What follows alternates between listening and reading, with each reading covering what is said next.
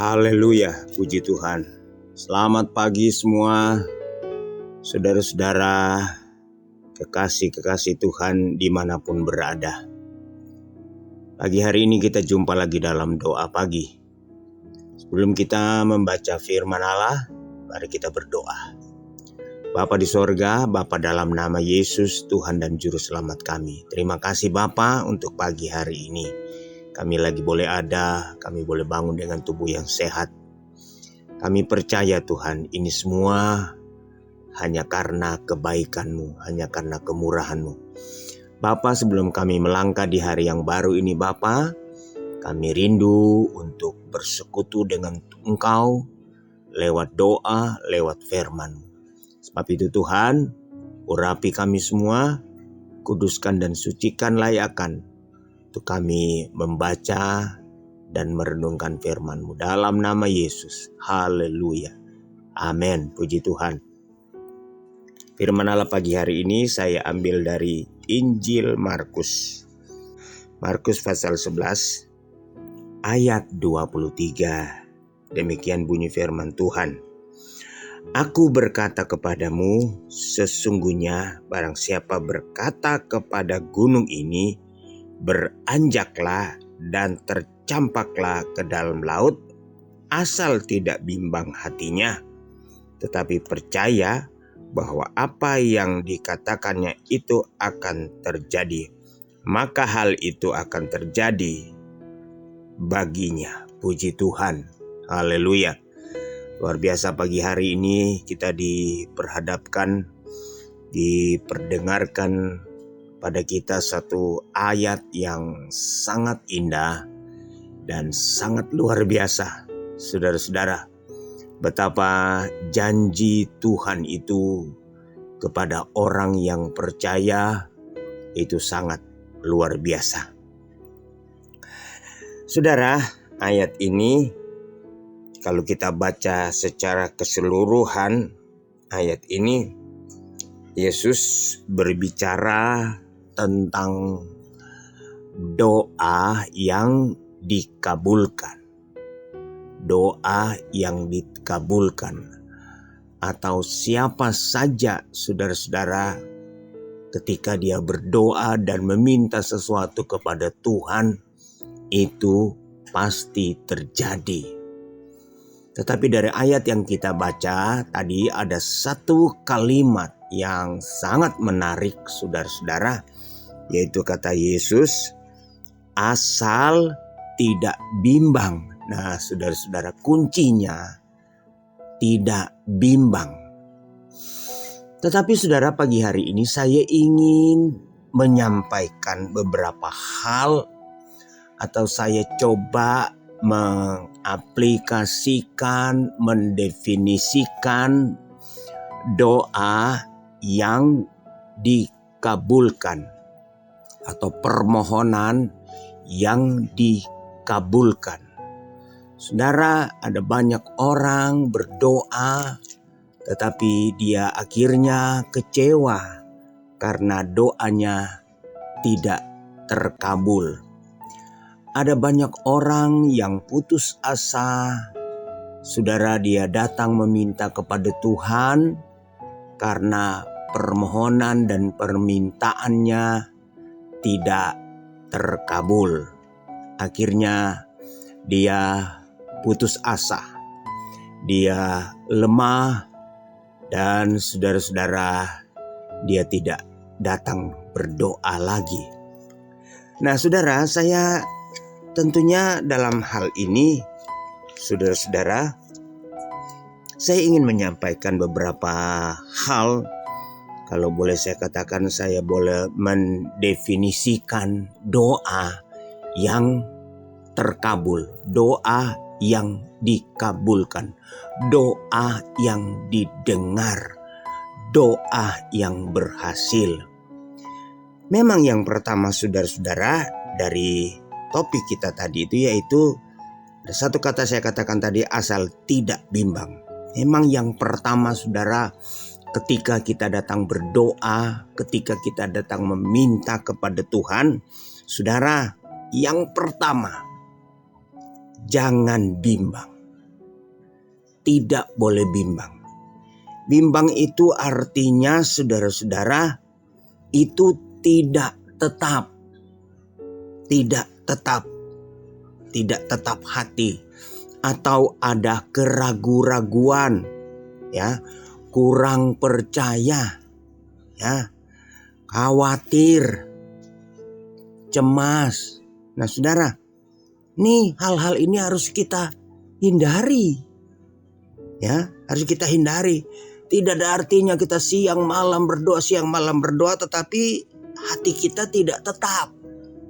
Hati kita tidak menentu. Hati kita ragu-ragu, tidak percaya, masih khawatir, masih cemas. Jadi yang pertama, saudara-saudara, ketika kita berdoa, kita tidak boleh bimbang, tidak ragu. Ada banyak orang berdoa tapi setelah berdoa bimbang. Ya apa ya? Ya apa tidak? Kira-kira Tuhan dengar apa enggak? Kira-kira Tuhan jawab apa enggak? Ini bimbang, ini ragu, ini khawatir, ini kurang percaya. Kita harus memiliki, ya, kepercayaan, konsisten dalam berdoa. Dalam Yesaya pasal 41 ayatnya yang ke-10, kalau saudara baca Yesaya 41 ayatnya yang ke-10, dia berkata begini, "Janganlah takut sebab aku menyertai engkau. Janganlah bimbang sebab aku ini Allahmu. Aku akan meneguhkan, bahkan akan menolong engkau. Aku akan memegang engkau dengan tangan kananku yang membawa kemenangan." Jangan takut, jangan bimbang. Saudara, kalau kita berdoa, kita jangan bimbang, jangan takut, jangan ragu. Yang kedua, saudara-saudara, ketika kita datang berdoa kepada Tuhan, Yesus pernah berbicara, berkhotbah di atas bukit dalam Matius pasalnya yang ke-6. Dia berbicara tentang hal berdoa. Yang kedua, saudara-saudara, kita baca Matius 6 ayat 7. "Lagi pula dalam doamu itu janganlah kamu bertele-tele seperti kebiasaan orang yang tidak mengenal Allah.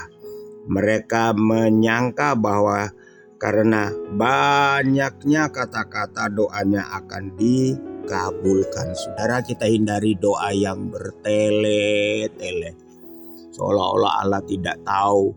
Udah muter-muter, saudara, kata-katanya tidak jelas, doanya tidak fokus, ya.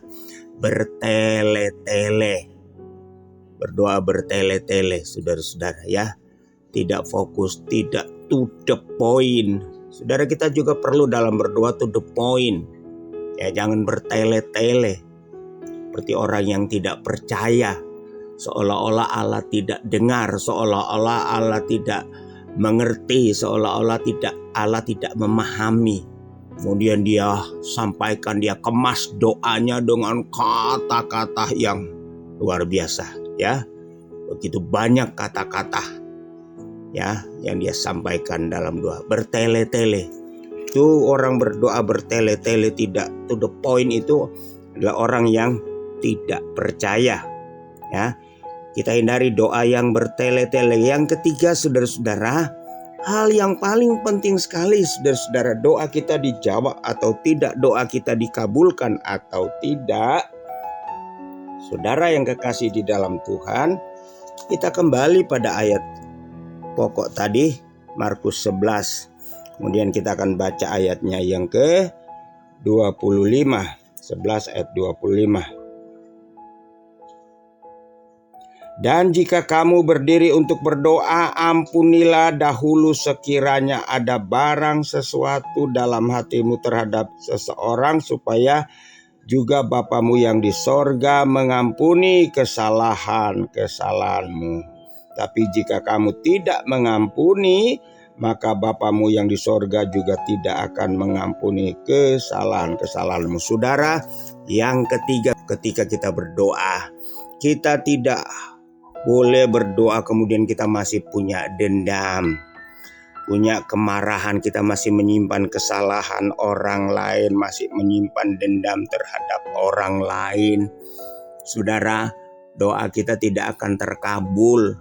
Walaupun doamu luar biasa, teriak bahasamu, saudara-saudara, mungkin dengan air mata, tapi kalau dalam hatimu ada kebencian, ada akar pahit, ada dendam, doamu terhalang, doamu tidak dikabulkan, doamu tidak dijawab oleh Tuhan. Jadi yang ketiga harus mengampuni, ya. Kemudian yang keempat, saudara-saudara, kita boleh baca dalam Yakobus pasal 4. Yakobus pasalnya yang keempat, ayatnya yang ketiga. Dia berkata begini, atau kamu berdoa juga tetapi kamu tidak menerima apa-apa karena kamu salah berdoa, sebab yang kamu minta itu hendak kamu habiskan untuk memuaskan hawa nafsu. Jadi yang kita doakan, yang kita minta itu untuk memuaskan hawa nafsu, saudara-saudara, ya. Itu Allah tidak berkenan dengan doa itu. Doa untuk memuaskan hawa nafsu akan kita habiskan untuk hawa nafsu. Saudara-saudara, kita meminta, Tuhan, saya pengen mobil supaya saya bisa mengalahkan si A, si B, supaya saya bisa bersaing, supaya saya bisa jalan-jalan, saya bisa senang-senang dan lain sebagainya. Tuhan, kasih uang saya yang banyak supaya saya bisa berfoya-foya. Banyak hal, saudara-saudara, ya. Doa dengan muatan ada tujuan hawa nafsu. Jadi saudara-saudara, yang pertama, ketika kita berdoa, jangan bimbang, jangan ragu. Yang kedua, jangan bertele-tele. Yang ketiga, kita harus mengampuni, jangan ada dendam. Yang keempat, jangan doa kita punya tujuan untuk memuaskan hawa nafsu. Tuhan Yesus memberkati kita semua pagi hari ini. Kita berdoa. Bapa di sorga, terima kasih Bapa. Pagi hari ini kami boleh dengar firman-Mu. Ajar kami Tuhan, supaya kami percaya kepadamu dengan sungguh-sungguh, dengan penuh keyakinan, tidak bimbang, tidak ragu. Engkau adalah Allah yang Maha Kuasa. Terima kasih Tuhan, ajar juga kami agar supaya kami selalu mengampuni orang-orang yang bersalah kepada kami seperti Bapa sudah mengampuni kami. Terima kasih Tuhan, ajar kami supaya kami meminta sesuatu yang berkenan kepadamu, bukan untuk memuaskan hawa nafsu kami Bapa. Terima kasih Bapa, kami menyerahkan kehidupan kami dalam tangan-Mu sepanjang hari ini. Hamba berdoa buat jemaat Tuhan, buat umat-umat-Mu, anak-anak-Mu dalam berusaha sepanjang hari ini Tuhan. Dimanapun mereka berada, apapun usaha dan pekerjaan mereka, Bapa memberkati dalam nama Yesus. Yang sakit sembuh dalam nama Yesus.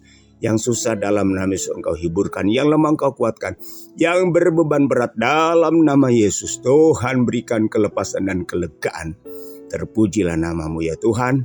Inilah yang menjadi doa kami. Berkati terus bangsa kami, pemerintah kami, negara kami, kota-kota kami Tuhan berkati. Berkati pekerjaan Tuhan yang ada di GPD Ibu Nulia. Berkati hamba-Mu serta pelayan-pelayan yang ada Bapa. Segala puji, hormat, kemuliaan hanya bagi Engkau Tuhan. Inilah yang menjadi doa kami.